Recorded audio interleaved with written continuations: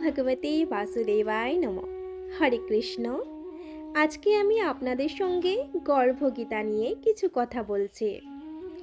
অর্জুন শ্রীকৃষ্ণকে জিজ্ঞেস করেন, হে শ্রীকৃষ্ণ, কোনো জীব যখন গর্ভে আসে তখন সে পূর্বের কোন কর্মের কারণে গর্ভে আসে?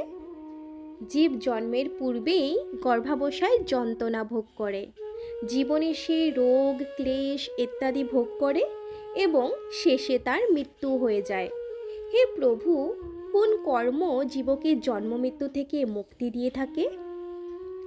তখন শ্রী ভগবান বললেন, হে অর্জুন, যারা জগতে মগ্ন থাকেন এবং জগতের ধ্বংসাত্মক বস্তুকে ভালোবাসে, এমন প্রাণী জগতের মায়ায় আটকে পড়ে তার কামনা করতে থাকে, কিন্তু সে আমার ভক্তি করে না। সে সংসারের মধ্যে এই জন্যই বারবার জন্ম মৃত্যুর চক্রে ঘুরতে থাকে এবং কষ্ট পেতে থাকে। এই জগৎ ধ্বংসশীল, অর্থাৎ জগতে এমন কিছুই নেই যা চিরকাল আমাদের সঙ্গে থাকবে। যদি কিছু থেকে থাকে তা হলো ঈশ্বরের প্রতি ভক্তি এবং ঈশ্বরের কার্য।